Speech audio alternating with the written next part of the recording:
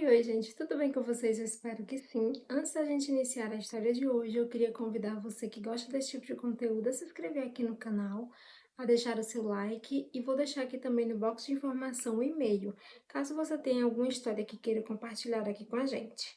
Então é isso, sem enrolação, vamos para a história de hoje. No título da história, ela colocou "A minha mãe nunca gostou de mim". Meu nome verdadeiro é o do e-mail, mas peço que não revele. Não se preocupe, não vou revelar.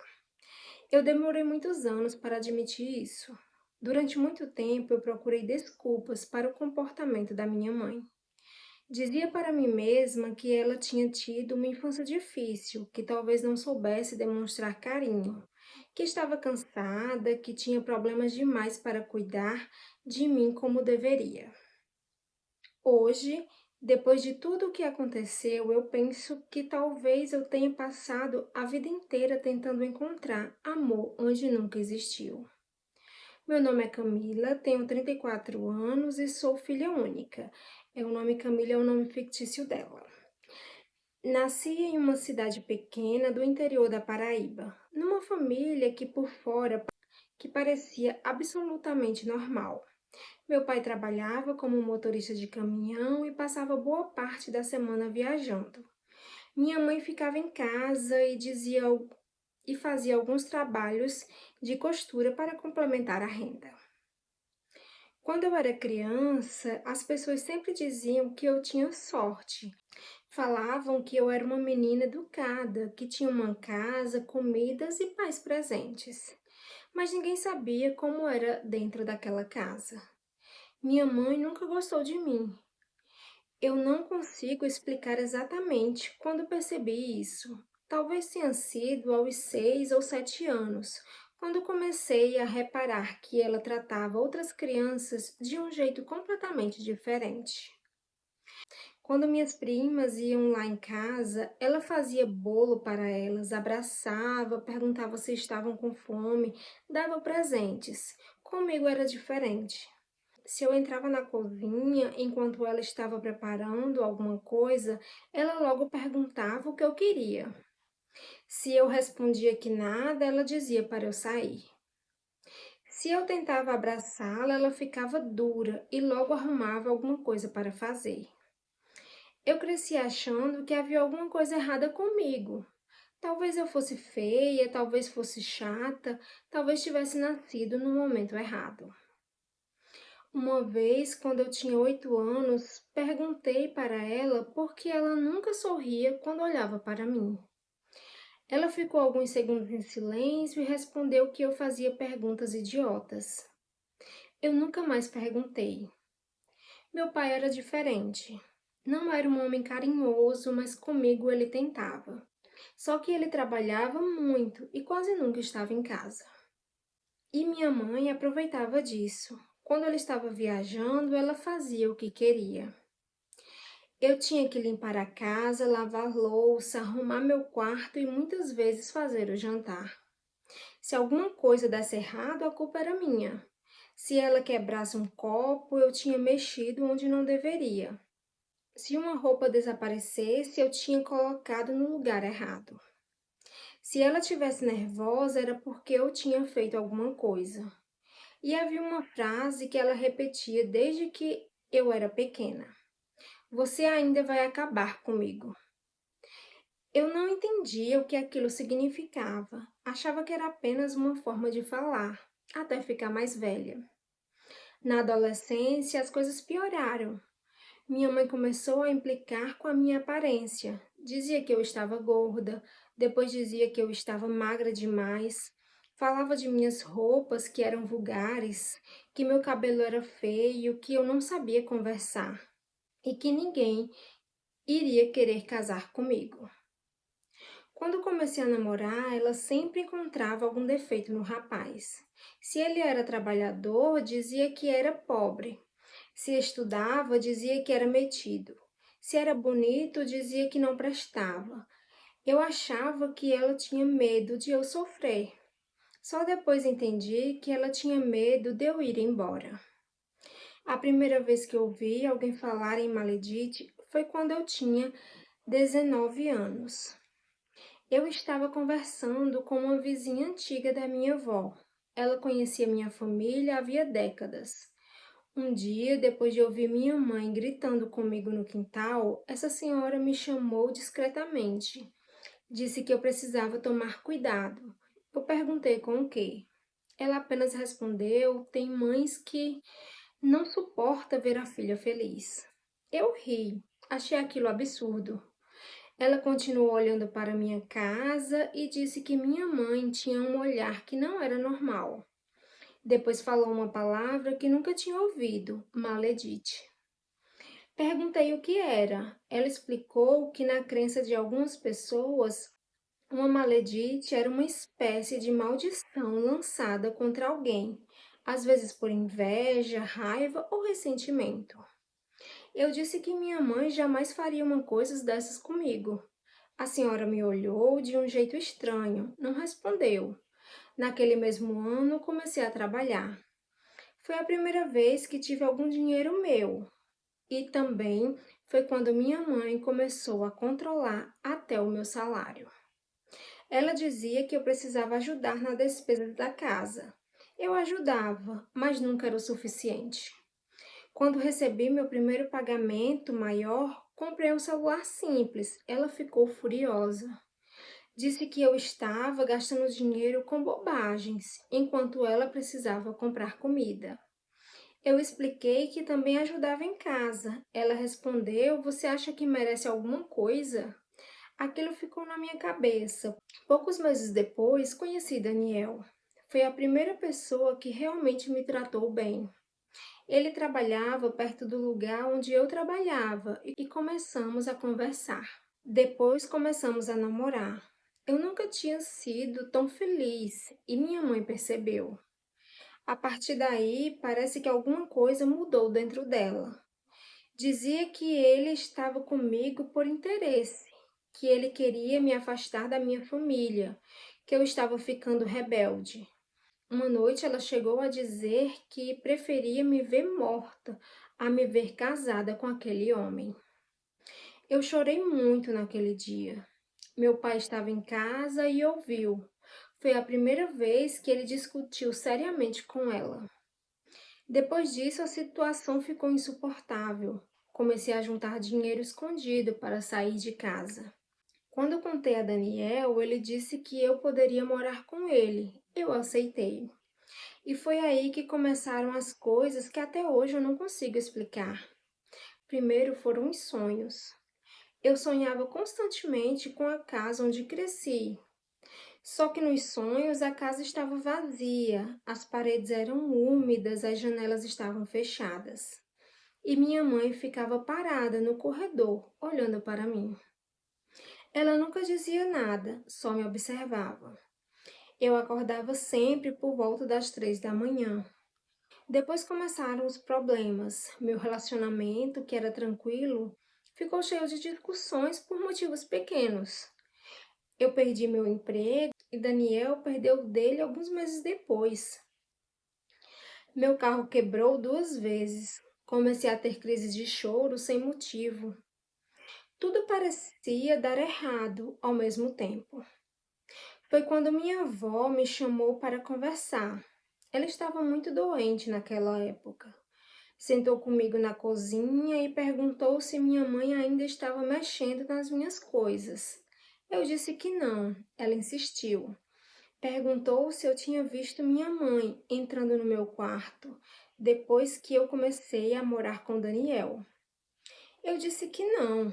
Então ela me contou uma coisa que eu nunca tinha ouvido antes.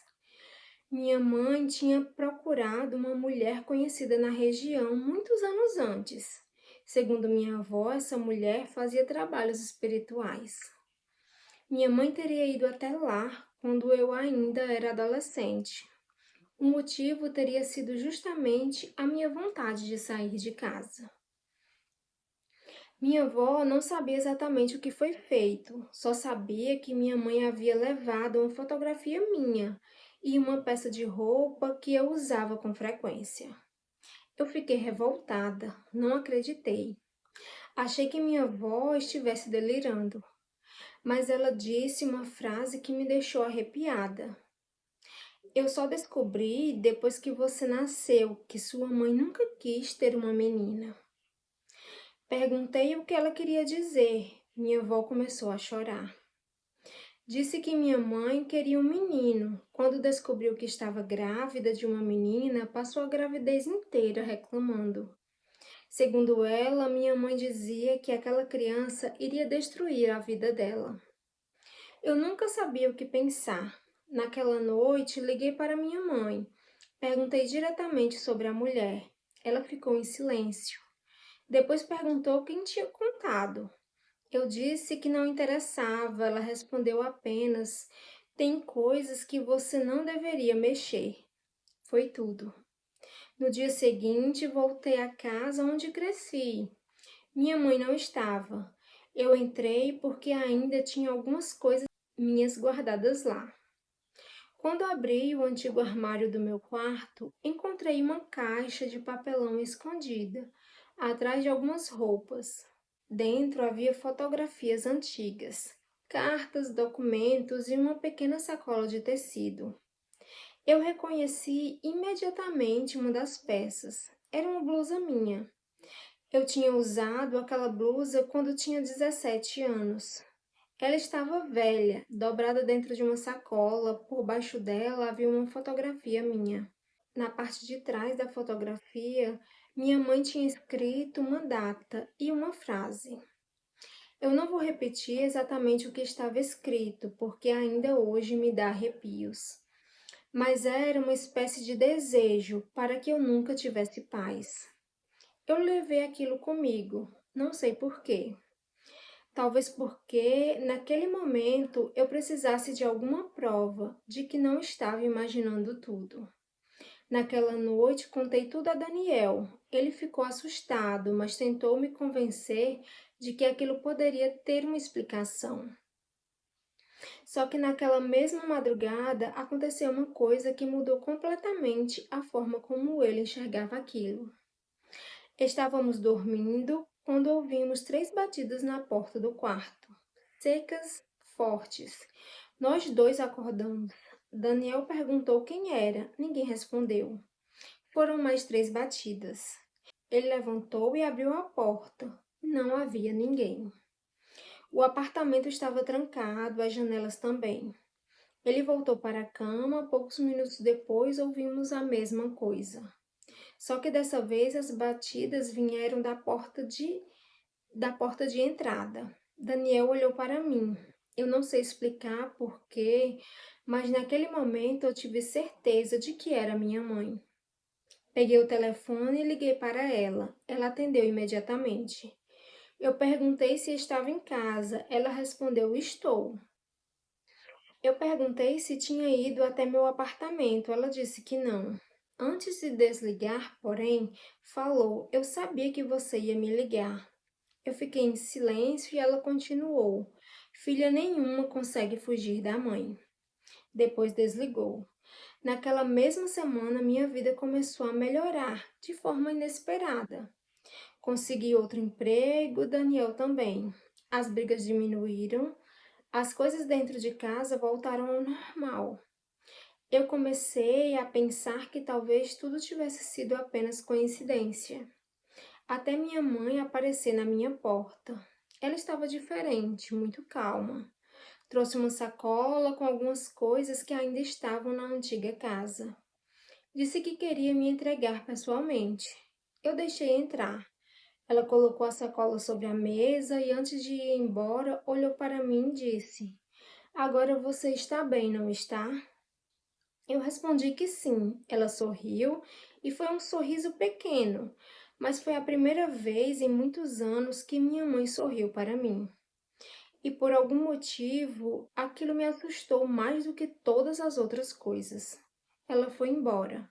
Eu abri a sacola e dentro havia roupas antigas, alguns documentos e uma fotografia.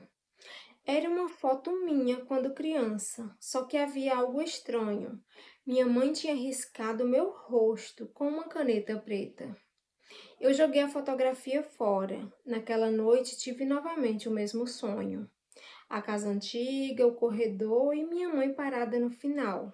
Dessa vez, porém, ela falou: Você pode ir embora de mim, mas não pode deixar de ser minha filha.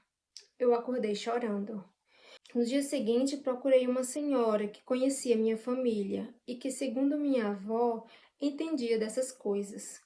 Contei tudo, ela ouviu sem me interromper. Depois disse que não poderia afirmar que aquilo era uma maledite. Disse que ninguém deveria colocar toda a desgraça da vida em conta de uma maldição. Mas também falou uma coisa que nunca esqueci, que às vezes o pior mal não é o que alguém faz com ritual, é o que uma pessoa faz durante anos dentro da cabeça de outra. Aquilo me fez pensar. Talvez eu tivesse passado a vida inteira procurando uma explicação sobrenatural para algo que começou de uma maneira muito humana. Minha mãe me machucou, me humilhou, me fez acreditar que eu não era boa o suficiente. Talvez a maledite nunca tivesse sido um ritual.